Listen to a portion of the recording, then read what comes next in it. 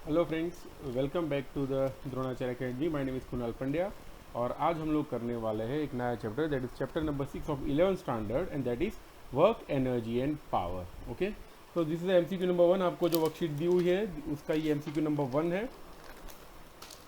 This MCQ 1 says that the potential energy of 1 kg of a particle free to move along x direction is given by this equation. ठीक है, ये equation दिया हुआ है potential energy का। अक्सर इस टाइप के एमसीक्यूज आते रहते हैं। यहाँ पे एक्स क्यूब की जगह कुछ और भी x⁴/4 भी लिखा हुआ हो सकता है या कुछ भी। If it's total mechanical energy, यहाँ पे टोटल नहीं लिखा हुआ बट हम लोग ये मान लेंगे कि ये total mechanical energy it is 2 joule. Maximum speed find करनी है। Okay, we want to calculate the maximum speed.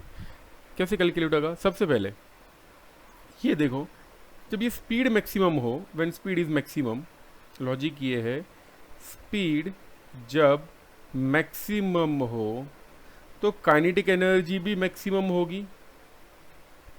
अगर काइनेटिक एनर्जी मैक्सिमम हो तो पोटेंशियल एनर्जी कैसी होगी? It will B minimum. Okay, चलो ये एक दिमाग में एक साइड रखो। अगर पोटेंशियल एनर्जी मिनिमम हो तो differentiation of potential energy d/dx of PE अगर हम लोग फाइंड करें तो इसका आंसर क्या होगा? It always will be zero. एक लॉजिक ये है that if the value is minimum तो उसका डिफरेंशिएशन हमेशा जीरो होता है। ठीक है, तो सिमिलरली यहाँ पे भी डिफरेंशिएशन हमको मिला जीरो। तो therefore d/dx of potential energy जो हमको दी है वो कितनी है? It is x³/3 minus x²/2। ये भी हो जाएगा zero. If you differentiate this part तो डिफरेंशिएशन करने से हमको क्या मिलेगा? Will get therefore 3x² minus 3x²/3 minus 2x/2 is equal to zero. ये कट हो जाएगा, ये भी कट हो जाएगा। We get x² is equal to minus x, फिर x² is equal to x. तो हमको मिलेगी x की वैल्यू 1। तो अगर x की वैल्यू 1 मिली, ये 1 कब मिल रही है? When we have taken potential energy to be minimum. जब पोटेंशियल एनर्जी मिनिमम हो या फिर काइनेटिक एनर्जी मैक्सिमम हो तब हमको x की वैल्यू मिली है 1। अगर x की वैल्यू 1 हो तो potential energy that is u minimum, because हम लोगों ने मिनिमम के लिए फाइंड किया है, तो ये u मिनिमम कितना होगा? It will B 1/3 minus 1/2। Therefore u minimum की वैल्यू होगी -1/6। This is the minimum potential energy. चलो, पोटेंशियल एनर्जी मिनिमम हो तो काइनेटिक एनर्जी मैक्सिमम होती है, बट वो कैसे फाइंड करते हैं? तो याद रखना, the sum of kinetic energy and potential energy always remains constant. इसी को बोलते हैं total mechanical energy, ME. Kinetic energy कितनी हमको नहीं पता, हम लोग पहले वो फाइंड करना चाहते हैं, we want to find out. अगर यहाँ पे मैं मैक्सिमम लिख देता हूँ काइनेटिक एनर्जी तो मुझे पोटेंशियल एनर्जी मिनिमम लिखनी पड़ेगी। मैकेनिकल एनर्जी में कोई चेंज नहीं होगा और मैकेनिकल एनर्जी हमको रेडीमेड दी है 2 जूल, तो मैं यहाँ पे लिखूंगा 2 जूल, जस्ट 2 इज इनफ। तो मैक्सिमम काइनेटिक एनर्जी कितनी मिलेगी? Will get K max is equal to 2 minus PE mean. देखो kinetic energy maximum kinetic energy यानी हम लोग ये बोल सकते हैं half m v x square, half m v max square will be 2 minus 1/6। That will give 13/6। M की value तो 1 है, देखो यहाँ पे लिखा हुआ है क्वेश्चन में the potential energy of 1 kg particle, यानी मास दिया हुआ है 1 kg, तो हमको यहाँ पे लिखना पड़ेगा वी मैक्स का स्क्वायर डिवाइडेड बाई 2। ये अगर हम लोग कट कर दे हो जाएगा 3, तो 13/3 का root will be the answer, for our option A is correct. Okay, तो इस क्वेश्चन का आंसर आएगा ए। देखते अभी next MCQ. Yes, this is the next MCQ. This is all about the law of conservation of energy. Law of conservation of energy ये कहता है कि अगर एनर्जी का लॉस ना हो तो total initial energy is equal to total final energy. ठीक है, दोनों एनर्जी सेम रहती हैं। तो इस टाइप के अगर MCQs आते हैं तो आपको क्या करना है? जो इनिशियल वाला पॉइंट है उस पर एनर्जी फाइंड करो, फाइनल जो होता है उस पर एनर्जी फाइंड करो। ओके, और वो दोनों को इक्वेट कर दो, ठीक है। तो क्वेश्चन ऐसा दिया हुआ है, मास यहाँ पे दिया हुआ है 50 kg of the pendulum is released from a horizontal position, this is a horizontal position, उसे हम लोगों ने रिलीज किया। लेंथ दी है पेंडुलम की 1.5 मीटर, देखो यहाँ पे 1.5 मीटर हमको लेंथ दी हुई है। What is its kinetic energy at the lower most point B, इस पॉइंट पे उसकी काइनेटिक एनर्जी क्या होगी ये फाइंड करना होगी। Want to find out kinetic energy at this point. So चलो स्टार्ट करते, कैसे फाइंड करेंगे। तो इस टाइप के न्यूमेरिकल्स में ये डायग्राम पे ही आप लोग ऐसे ही लिख सकते हो that over here total energy क्या होगी, it is the sum of kinetic energy and potential energy, this is at A. और इस पॉइंट पे क्या होगी, it will be kinetic energy plus potential energy, this at B. तो we can write according to LOC of mechanical energy, मैं पूरा नहीं लिखूंगा because we are solving MCQ. So kinetic energy plus potential energy at A is equal to kinetic energy plus potential energy at B. अब ये बताओ A point पे body तो motion में है ही नहीं, ठीक है, it is in horizontal position, it is at rest, therefore ये काइनेटिक एनर्जी जो है वो जीरो हो जाएगी। जो जीरो हो रहा है मैं आपको हाईलाइट करके बता रहा हूँ येलो कलर से। तो ये इनिशियल काइनेटिक एनर्जी जीरो होगी, और जब ये नीचे आ जाएगा ये वाले पॉइंट पे, तो एट दैट पॉइंट उसके पास हाइट नहीं होगी, इसलिए पोटेंशियल एनर्जी जीरो हो जाएगी, ठीक है। कैसे जीरो हो गई देखो, वापस बताता हूँ। काइनेटिक एनर्जी जो जीरो है वो तो पता चल गया because initially it was at rest. Potential energy कैसे जीरो हुई, पोटेंशियल एनर्जी का इक्वेशन होता है, we are talking about gravitational potential energy, इसलिए उसका इक्वेशन होता है mgh। यहाँ पे हाइट है ही नहीं, this is the reference line, okay, this is the reference line. तो रेफरेंस लाइन पे हाइट बिल्कुल भी नहीं होती है, therefore h is equal to zero, therefore potential energy भी जीरो होगी। तो एट ए पॉइंट पे जो पोटेंशियल एनर्जी होगी उसका इक्वेशन ये होगा, इट इज mg,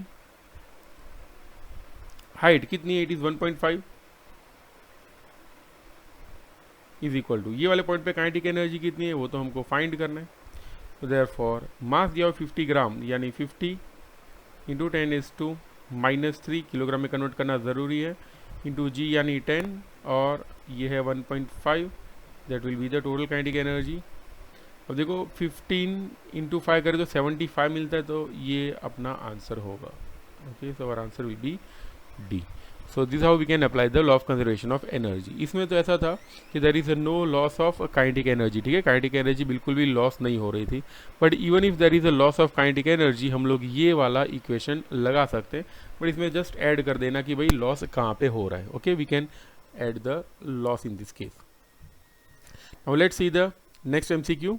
ये वाला एमसीक्यू मैंने आपको लास्ट टाइम बताया था कि अगर A proportional to B square हो, याद करो, if A is proportional to B square, okay, तो अगर चेंज बहुत बड़ा हो, ठीक है, फॉर लार्ज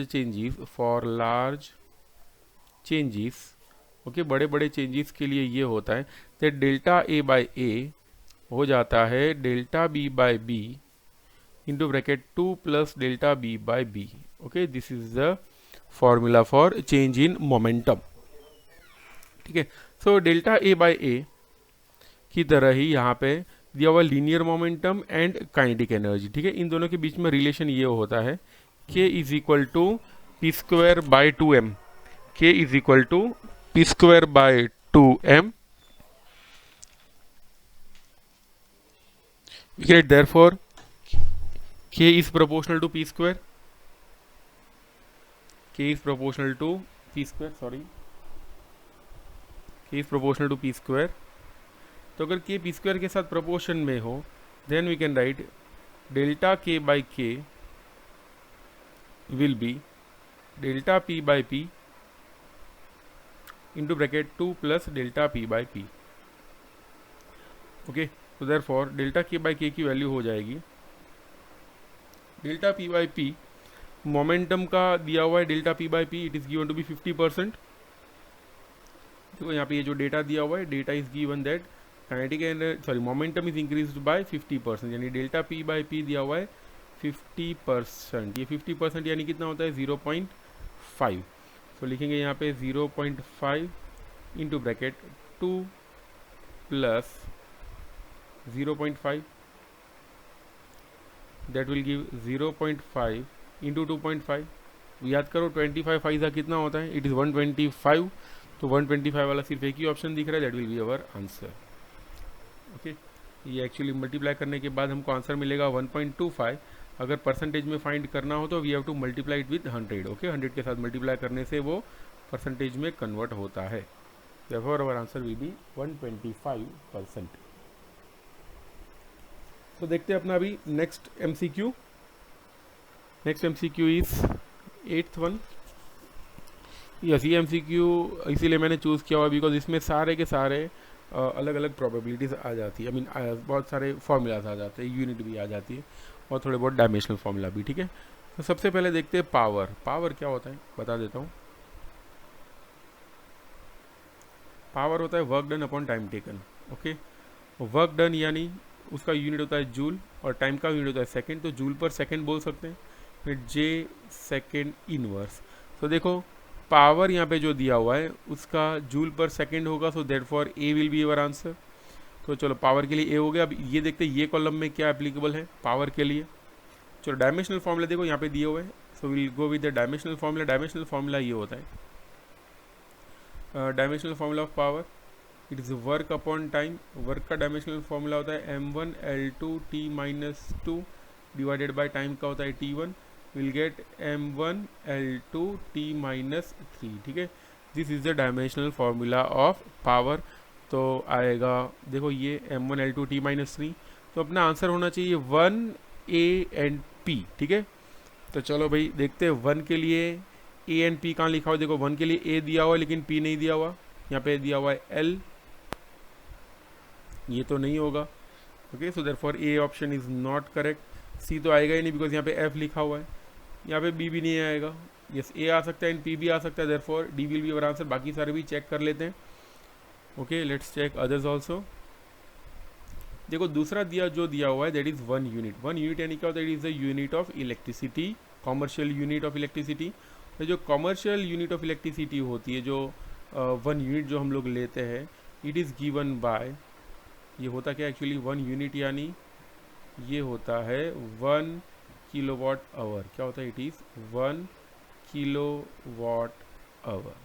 ओके, यानी 1 किलोवाट यानी 1000 वाट होते हैं और आवर यानी 3600 सेकेंड्स होती है. दैट गिव्स 36 के पीछे 50 वाट इंटू सेकेंड. ये वाट इंटू सेकेंड यानी जूल होता है. सो देयरफॉर 3.6 इंटू 10⁶ जूल भी होता है. सो 1 यूनिट के लिए याद रखना, इफ़ यू हैव 1 यूनिट, अगर मेरे पास 1 यूनिट है तो 1 यूनिट क्या होता है, इट इज़ 1 किलोवाट आवर. और ये जो 1 किलोवाट आवर होता है वो कितना होता है, it is always 3.6 into 10⁶ joule. और एक बात ये भी याद रखना, जो यूनिट 1 यूनिट होता है actually it is the unit of energy. ठीक है, वो पावर का यूनिट नहीं होता. 1 kilowatt hour is the unit of energy, not power. तो यहाँ पे 2 के साथ कौन मैच हो रहा है, वी हैव 2 के साथ E एंड M. तो देखो 2 के साथ E एंड M मैच हो रहा है. Yes, okay. अब 3 के लिए देख लेते हैं. Third one is the kinetic energy. So for kinetic energy का फॉर्मूला हमको पता है. काइनेटिक एनर्जी का फॉर्मूला क्या होता है, इट इज़ हाफ mv². तो यहाँ पे देखो हाफ mv² दिख ही रहा है. और अगर एनर्जी हो तो उसका डायमेंशनल फॉर्मूला तो है ही हमारे पास. We have m1 L2 T-2. ये उसका डायमेंशनल फॉर्मूला तो होता ही है. बट एक और रिलेशन भी है हमारे पास, इट इज़ p²/2m. तो यहाँ पे देखो we can write 3f and j. तो यहाँ पे 3f एंड j हमको आंसर मिल रहा है. ओके, और फोर्थ वाला देख लेते हैं. Fourth it will be N L. कैसे आता है वो मैं आपको बता देता हूँ. फोर्थ वन जो है उसके लिए देखो बी, वर्क डन का फॉर्मूला क्या होता है, it is force into displacement. The formula of work is W is equal to force into displacement. Force का यूनिट होता है न्यूटन, डिस्प्लेसमेंट का होता है मीटर. सो न्यूटन मीटर हो गया. ओके, और उसका डायमेंशनल फॉर्मूला क्या होता है, it is m1 L2 T-2. Therefore work done तो क्या होगा, 4BL सेट होगा. So we have 4BL. So this was our MCQ number 8. अब आगे बढ़ते हैं MCQ number 10. This our MCQ number 10. ये जो मैंने अभी बताया किलोवाट आवर, उसी के बेसिस पे ये numerical, it's very very easy but concept आपके क्लियर करेगा इसलिए मैंने रखा हुआ है. तो the electrical energy consumed by 500 watt bulb. Okay, power दिया हुआ है 500 watt. In time T is equal to 2 hour. कितना यूनिट होता है ये हमको फाइंड करना है। We want to find out we want to find out W. याद करो, देखो यहाँ पे डब्ल्यू इसलिए लिखा कि बिकॉज यहाँ पे इलेक्ट्रिक एनर्जी बोला हुआ है, ठीक है। Energy can be converted into work done, यहाँ पे एनर्जी भी लिख सकता हूँ, कोई प्रॉब्लम नहीं है। I can also write energy. So power होता क्या है actually, it is energy imparted in unit time या energy consumed in unit time, ऐसा कुछ भी बोल सकते हैं। Energy upon time is called power. Therefore energy क्या होगी, we can write energy is equal to power into time. Power कितना है, इट इज 500। टाइम कितना है, 2 hours, therefore will get 1000 watt hour. 1000 watt into hour. ये watt into hour क्या होता है, सी ये हम लोगों ने यहाँ पे वॉट इंटू आवर हो, ये कितना है, सी दिस इज 1000 वॉट, यानी हम लोग बोल सकते हैं it is called 1 kilowatt into hour. और ये 1 किलो वाट आवर को क्या बोलते हैं, 1 यूनिट। तो आंसर क्या होगा, और answer will be 1 unit. Okay, this is our answer. तो ये था एमसीक्यू नंबर 10। आगे देखते हैं एमसीक्यू नंबर 12। ओके, देखो एमसीक्यू 12 में कुछ ऐसा दिया हुआ है, we are given that an engine pumps water through a hose pipe. Okay, एक पाइप है जिसमें से पानी फ्लो हो रहा है। Water passes through the pipe and leaves it with velocity 2 metre per second. मान लो ये एक जैसा पाइप है, ठीक है, सपोज अ पाइप, और ये पाइप में से पानी फ्लो हो रहा है, और ये जो पानी फ्लो हो रहा है उसकी वेलोसिटी हमको दी है, ठीक है। We are given the velocity with which the water is flowing. जिस वेलोसिटी से पानी फ्लो हो रहा है यहाँ पे, it velocity is given to be v is equal to, sorry, yes, we are given that velocity v is equal to 2 metre per second. और हमको ये दिया हुआ है mass per unit length of water pipe is, यानी mass per unit length, जैसे मान लो यहाँ पे l जितनी लेंथ ले लेते हैं, l जितनी जब लेंथ हो तो इतने से पोर्शन का जो मास होगा that is a mass per unit length. और ये मास पर यूनिट लेंथ दिया हुआ है 100 kg per metre. We are given the value of mass per unit length. Find करना है power of the engine, engine में कितना पावर है ये हमको फाइंड करना है। Okay, we want to calculate the power of engine. So चलो भाई स्टार्ट करते हैं। पावर कैसे फाइंड करेंगे, सबसे पहले देखते हैं पावर का फॉर्मूला क्या होता है। You know that power is equal to basic formula, it is work done upon time taken. Okay, चलो पावर अगर है work done upon time taken, work क्या होता है, we can write work is equal to mass into gravity into height, यहाँ पे लिखेंगे by time taken. ये हाइट अपॉन टाइम जो होता है उसे बोलते हैं वेलोसिटी, ठीक है। Height upon time is called velocity. तो मैं इसको लिख देता हूँ, दिस इज वेलोसिटी।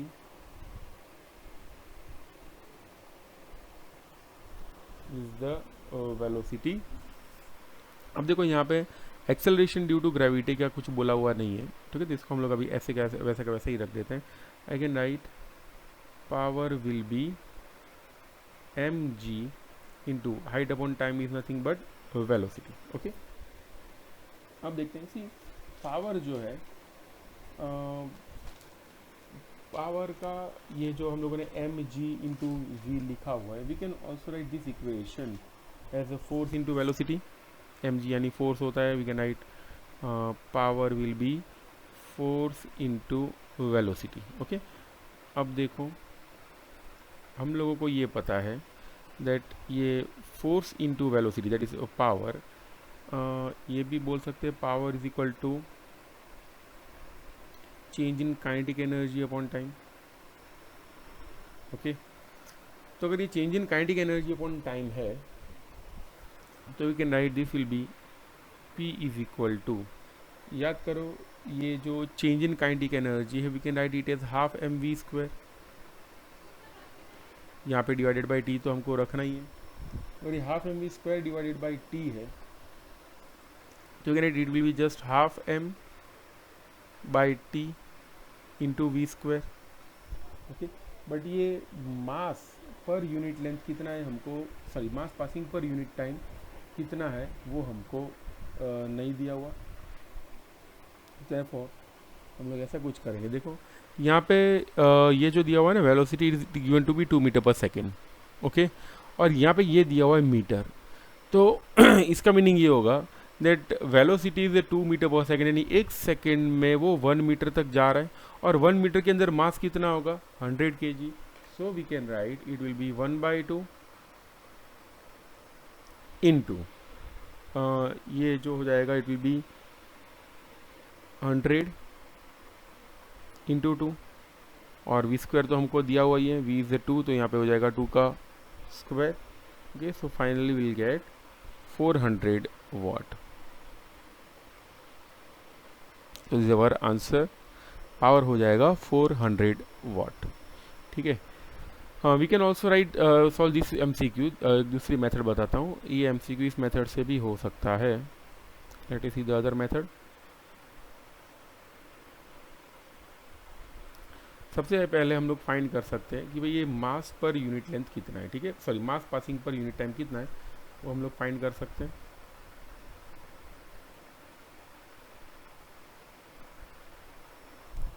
सबसे पहले मास पर यूनिट टाइम फाइंड करते हैं, sorry we can write mass passing per unit time is equal to mass passing per unit time into length by length. ऐसा करने से वैल्यू बिल्कुल भी चेंज नहीं होगी। अब देखो ये जो लेंथ अपॉन टाइम है, this is length divided by time, ये जो येलो येलो है वो हो जाएगी वेलोसिटी, एंड ये जो ग्रीन ग्रीन है वो हो जाएगा हमारा mass passing per unit length. So we can write mass passing per unit time is equal to mass passing per unit length mass passing per unit length into velocity, that gives what is mass passing per unit length। तो ये दिया हुआ है हमको 100 kg per metre, mass per unit length is 100 kg per metre, तो यहाँ पे 100 ही लिखेंगे, इंटू वेलोसिटी कितनी दी है, velocity we are given 2, therefore mass upon time कितना मिलेगा, will get 200 kg per second. अब देखते हैं, याद करो पावर का फॉर्मूला क्या होता है, it is time rate of doing work, work upon time. ये वर्क क्या होता है, it is change in kinetic energy according to the work energy theorem. हम लोग लिखेंगे डेल्टा के बाई टी। डेल्टा के कितना होता है, इट इज़ हाफ mv², इसलिए हो जाएगा हाफ mv² बाई टी। ये बचा क्या यहाँ पे, हाफ m/t एंड v²। इन तीनों में से हमको m/t की वैल्यू पता है, we know the value of this m/t। देखो ये रहा, this is the equation of m/t। Okay, तो m/t अगर हमको पता है, ये वैल्यू मैं इधर रख देता हूँ, मुझे क्या मिलेगा, I will get 1/2 mass per unit time is 200 into V का स्क्वायर यानी 2 का स्क्वायर। सो अगर हम लोग सॉल्व करें तो आंसर मिल जाएगा 400। So our answer will be 400 watt. So this was our MCQ number 12. Let's see the next MCQ. It is MCQ number 13. See, MCQ number 13 solve करने से पहले आपका ये कॉन्सेप्ट क्लियर होना चाहिए दैट द ग्राफ ऑफ, याद रखना ये स्टेटमेंट बहुत इंपॉर्टेंट है, graph of force versus displacement अगर हमको दिया हो तो उसका अगर एरिया फाइंड कर ले, if you find out this area of this graph, तो एरिया हमको इंफॉर्मेशन देगा अबाउट द वर्क डन। ठीक है, तो फोर्स वर्सेस डिस्प्लेसमेंट का ग्राफ दिया हो, उसका अगर हम लोग एरिया फाइंड कर लें will get the work done. So यही मेथड से हम लोग यहाँ पे वर्क डन फाइंड करने वाले आज। सी यहाँ पे फोर्स वर्सेस डिस्प्लेसमेंट का ग्राफ दिया हुआ है। अब देखो ये जो रीजन है it is the dotted region, बता दे रहा हूँ कौन सा है। ये जो रीजन है,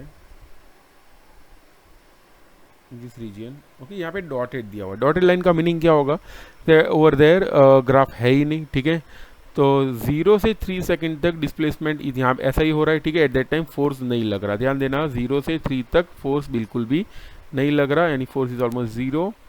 फिर ये ऊपर गया और फिर ऐसा करके नीचे की तरफ आ रहा है।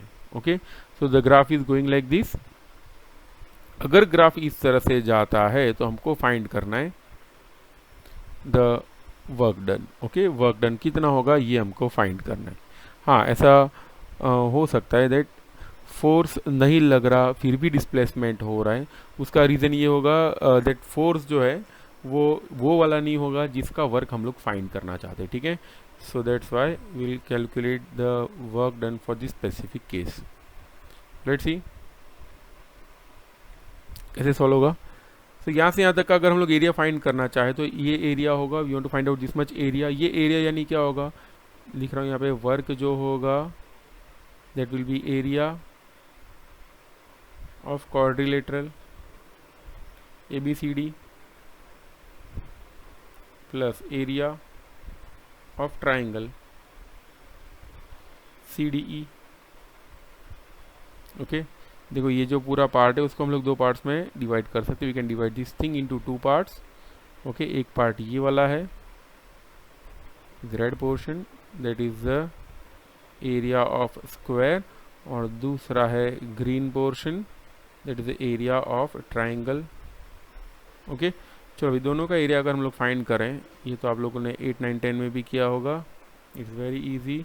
एरिया ऑफ ABCD कितना होगा, it will B length into breadth. Length कितनी है 3 से लेके 7 तक, वी हैव 4 इंटू हाइट कितनी है, it is 2 plus area of triangle CD का अगर ट्राइंगल का एरिया फाइंड करना तो फॉर्मूला क्या होगा, it is half into base into height.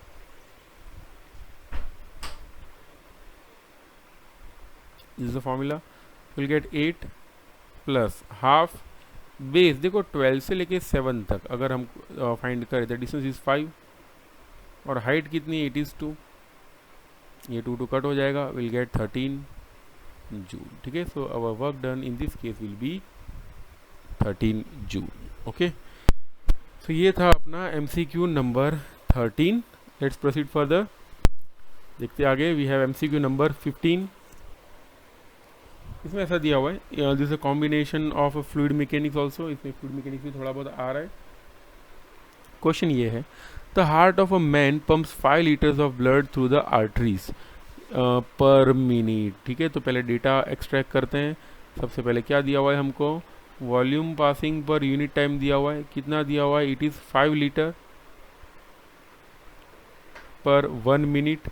Okay, तो 5 लीटर यानी कितना होगा, इट इज़ 5 इंटू 10⁻³ मिनट यानी 60 सेकेंड्स होती है।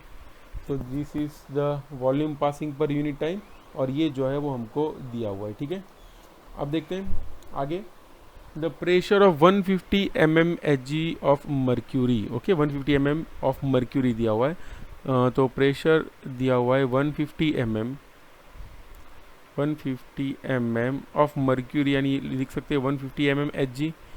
यानी याद रखना, ऐसा अगर mm Hg में दिया हो, you have to compulsorily convert it into newton per metre square, ठीक है। इसको न्यूटन पर मीटर स्क्वायर में कन्वर्ट करना ज़रूरी है।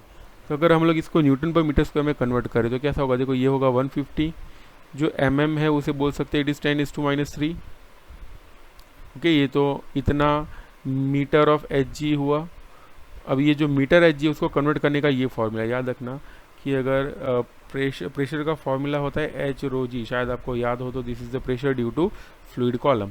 तो हमको हाइट पता है, क्या करना है, जैसे रो और जी के साथ मल्टीप्लाई करना है। ओके, रो और जी के साथ मल्टीप्लाई करने से will get the answer in terms of Newton per metre square. तो मैं यहाँ पे लिख सकता हूँ इट इज़ 0.15 मीटर, तो मीटर ही लिखा हम लोगों ने, into rho density of mercury. देखो रेडीमेड दिया हुआ है 13.6 इंटू 10⁻³ मैं यहाँ पे लिखूँगा 13.6 इंटू 10⁻³ इंटू जी की वैल्यू भी दी है, it is given to be 10 metre per second square. ये तीनों को मल्टीप्लाई करो तो अप्रोक्सीमेटली आंसर 20,000 के अराउंड आएगा। एग्जैक्ट आंसर आ रहा है 20,400 newton per metre square. Is the equation of pressure, जिस वैल्यू ऑफ प्रेशर की ये वैल्यू आ गई, इक्वेशन ख़त्म नहीं हुआ, अभी तो हम लोग सिर्फ डेटा ही एक्सट्रैक्ट कर रहे हैं. So we got the equation of pressure. अब देखते हैं आगे क्या होगा.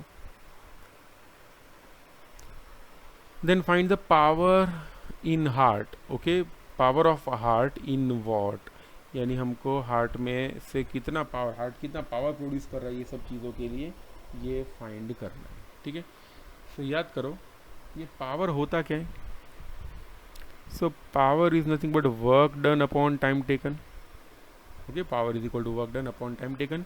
और आप लोगों को पता होगा ये जो वर्क डन होता है इट इज़ PdV. याद है, फ्लूइड्स के लिए हम लोग लिख सकते हैं दैट, आप लोगों ने थर्मोडायनेमिक्स में भी पढ़ा होगा that work done is equal to integration PdV.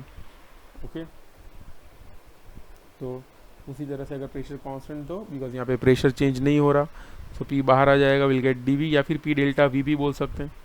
Okay, और just we can write PV upon time taken को हम लोग T रखेंगे. ओके, सो देयरफॉर ये याद रखना दिस इज पावर. ओके, यहाँ पे ये जो है वो पावर है और ये वाला जो P है दैट इज प्रेशर. काट मत देना. सो पावर का इक्वेशन कुछ ऐसा बनेगा, सॉरी पावर का इक्वेशन बनेगा pressure is 20400 into volume passing per unit time is 5 into 10 is to -3 divided by time taken is 60. ठीक है, ये सब आप लोग वैल्यूज डाल दो, you will get approximately answer. Approximately exact मिलेगा, विल गेट 1.7 वॉट. और आंसर होगा 1.70. That is our answer. ठीक है, तो आगे बढ़ते हैं. Let's see MCQ number 22. Okay, MCQ number 22 is on the basis of elastic and in elastic collision. Okay, पहले बता देता हूँ. यहाँ पे जो हमको देखना है that is in elastic collision. Inelastic collision क्या होता है, मान लो ये एक स्फीयर है. ओके, जिसका मास है m, it is moving with velocity v. अगर ये दूसरे स्फीयर के साथ कोलाइड होता है, ओके, जिसका मास भी m है, अगर वेलोसिटी है v, या चलो अलग अलग भी मान लेते हैं, लेट दिस बी v1, ये है v2, इसका मास है m1, इसका मास है m2. अगर इन दोनों के बीच में कोलिजन हो, तो अगर ये दोनों चिपक जाए, ठीक है, if they get stick with each other, then the collision is said to be inelastic collision. Inelastic यानी परफेक्टली इन इलास्टिक. ओके, तो इन इलास्टिक कोलिजन कब होता है, when they get stick with each other. या फिर ऐसा बोल सकते हैं कि अगर ये परफेक्टली इन इलास्टिक हो तो ये दोनों चिपक जाएंगे. यानी फाइनली जो भी होगा उस केस में क्या होगा, थोड़ी देर के बाद ये जो मास है वो कंबाइन चलेंगे और इनकी वेलोसिटी जो होगी वो कॉमन होगी. ठीक है, they will can not have different velocities after in elastic collision. ये ठीक है, ये स्टेटमेंट याद रखना. इन इलास्टिक कोलिजन के बाद कभी भी वेलोसिटी अलग अलग नहीं होगी. ठीक है, दोनों की वेलोसिटीज सेम होगी. तो चलो भाई फाइंड करते हैं. क्वेश्चन में क्या दिया हुआ पहले पढ़ते हैं अच्छे से. A particle of mass m is moving in x direction. Okay, m जितना mass moving along x direction with speed 2v. तो बताओ उसका मोमेंटम क्या होगा. पार्टिकल a, चलो एक मान लेते हैं, जो a है उसका momentum we can write pa is equal to, चलो मास कितना है उसका, मास इज m, वेलोसिटी कितनी है 2v, डायरेक्शन कहाँ पे, it is along x direction, इसलिए आई कैरेट लिखेंगे. We can it is 2mv I caret. This is the total initial momentum. Similarly b का मोमेंटम क्या है, देखो ये दिया हुआ, it is moving along y direction. Okay, y direction की तरफ जा रहा है, तो मैं सिमिलरली लिख देता हूँ यहाँ पे y डायरेक्शन के लिए मास दिया हुआ है 2m और वेलोसिटी दी है v इंटू जे कैरेट. तो this will be the final momentum, sorry this is the second momentum, this is the momentum of sphere A. तो टोटल इनिशियल मोमेंटम कितना हो जाएगा, देखो दोनों स्फीयर साथ में जा रहे हैं, तो टोटल इनिशियल मोमेंटम कितना हो सकता है, Pi is equal to momentum of A plus momentum of B. You can also write Pi is equal to root of Pa square plus Pb square. Therefore Pi we can write it is root of Pa का square करके लिखें, यानी 2mv का square, we get 4m square v square plus दूसरा Pb का भी square करके लिखे, will again get 4m square v square. तो will get total initial momentum is equal to 8m²v², यानी 2√2mv हो जाएगा. Okay, so this our equation number 1. इस इक्वेशन नंबर 1 बोल देते हैं. ये है टोटल इनिशियल मोमेंटम. अब देखते हैं टोटल फाइनल मोमेंटम कितना होगा. वो तो हमको नहीं पता है भाई, इसीलिए कुछ एज्यूम ही कर लेंगे हम लोग. Total final momentum P F is equal to जो भी होगा, ठीक है, उसका मैग्नीट्यूड इतना होगा. Total final momentum will be, देखो यहाँ पे बोला हुआ है परफेक्टली इन इलास्टिक कोलिजन. अगर इन इलास्टिक कोलिजन हो, perfectly inelastic collision, so for in elastic collision दोनों चिपक जाएंगे तो मास कितना हो जाएगा? It will become 2m plus m, ठीक है. ये मास टोटल इतना हो जाएगा, इनटू वेलोसिटी कितनी हो जाएगी? Let it be suppose v dash. अगर मैं इन दोनों को कंपेयर करता हूँ, ये इक्वेशन नंबर 2 हो गया. ये कंपेयरिंग 1 एंड 2, यहाँ पे लिख रहा हूँ equation 1 is equal to equation 2. दोनों को कंपेयर कर दे तो हमको ये मिलेगा, ये हो जाएगा 3mv dash. 3mv dash is equal to 2√2mv. यहाँ पे ये mm कट हो जाएगा.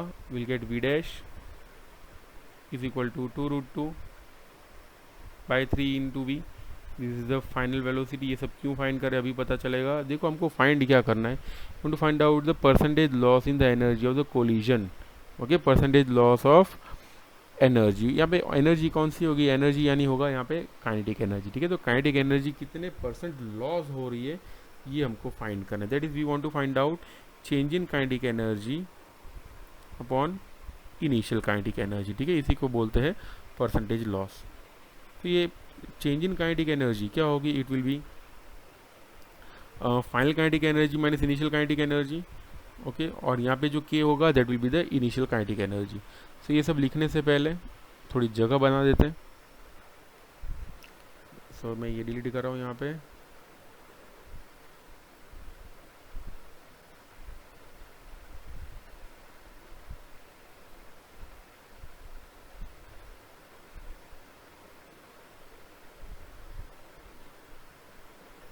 जैसा होगा देखो, सबसे पहले इनिशियल काइनेटिक एनर्जी देखते हैं. इनिशियल काइनेटिक एनर्जी कितनी होगी? It is half mv², sorry half into, देखो we can this is kinetic energy of ए.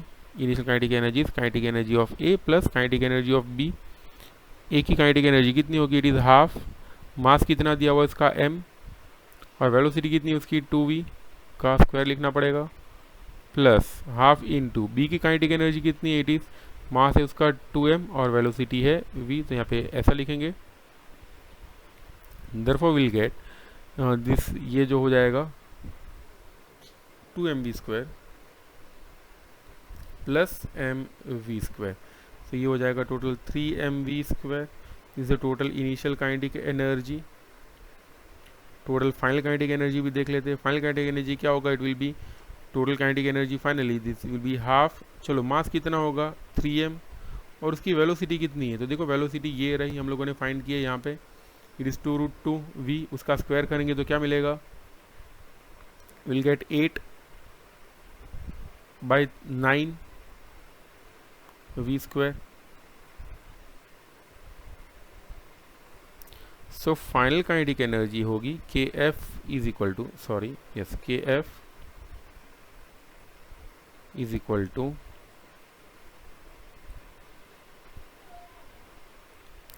ये यहाँ पे हो जाएगा 3, यहाँ पे आ जाएगा 4. You get 4/3v². This is the total final kinetic energy. Okay, this is the final kinetic energy. तो अगर चेंज फाइंड करते हैं, हमको फाइंड क्या करना है? Percentage change in the kinetic energy, this delta k/k.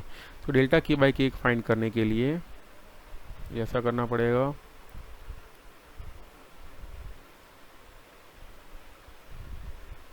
पहले देखो इन दोनों का डिफरेंस क्या आ रहा है.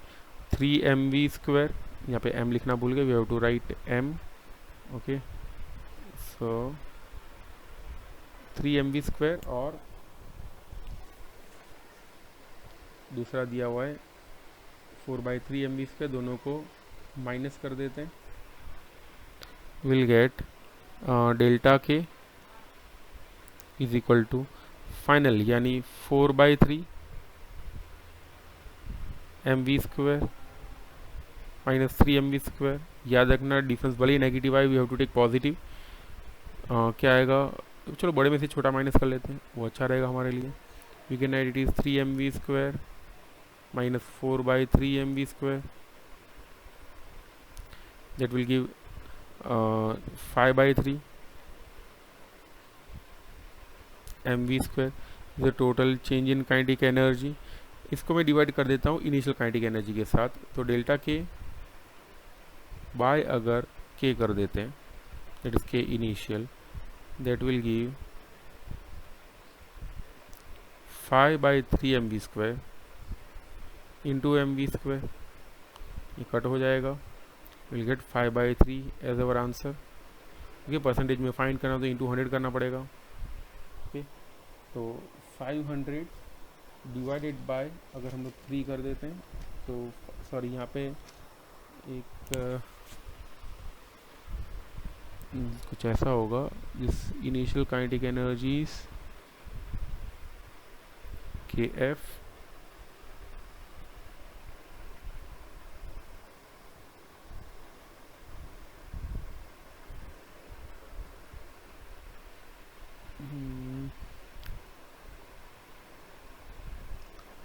Five by three into 100,